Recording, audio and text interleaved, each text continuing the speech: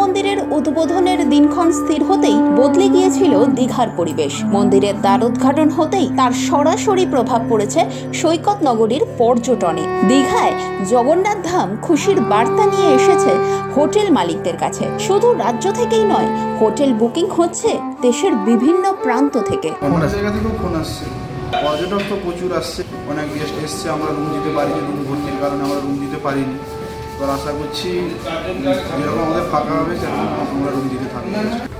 দীঘাতে এখন উইকেন্ডে বলতে কিছুই নেই, রাজ্যের বাইরে এবং রাজ্য থেকেও ফোন আসছে দেশের বাইরে থেকে। অনেকেই চাইছে জগন্নাথ ধামের মন্দিরের পাশেই যদি কোনো হোটেল থাকে জানতে চাইছে, কিন্তু পাশাপাশি ওখানে একদম হোটেলই নেই।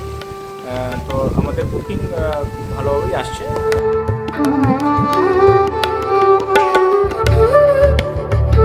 দীঘায় জগন্নাথ ধাম তৈরি হওয়ায় খুশি পর্যটকরাও।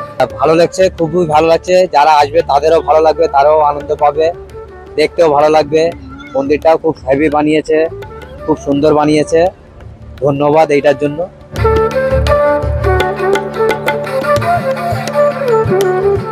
জগন্নাথ মন্দিরের টানে ভবিষ্যতে ব্যবসা আরো বাড়বে বলে আশাবাদী স্থানীয় হোটেল ব্যবসায়ীরা। আমরা আশা করছি জগন্নাথ ধামটা হওয়াতে সরকারিভাবে আমরা আরেকটু ব্যবসা ভালো পাবো, কেন যেহেতু জগন্নাথ মন্দির হওয়াতে আরেকদিন স্টে হবে, হয়তো পর্যটকদের স্টে হওয়াতে আমাদের ব্যবসাটা একটু উন্নতি হবে আশা করছি। হোটেল ব্যবসার পাশাপাশি দীঘায় অন্যান্য ক্ষেত্রেও সম্ভাবনার দুয়ার খুলছে এই জগন্নাথ মন্দির।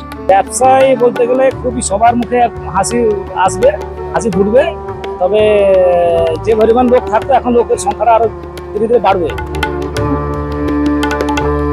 যে কোনো স্থানে ব্যবসা বৃদ্ধি মানেই কর্মসংস্থান, অর্থাৎ স্থানীয় আর্থসামাজিক পরিকাঠামোর ভিত শক্ত হওয়া। সেদিক থেকে দেখতে গেলে এই জগন্নাথ মন্দিরও দীঘার বাণিজ্য বৃদ্ধির ক্ষেত্রে নতুন এক সম্ভাবনা।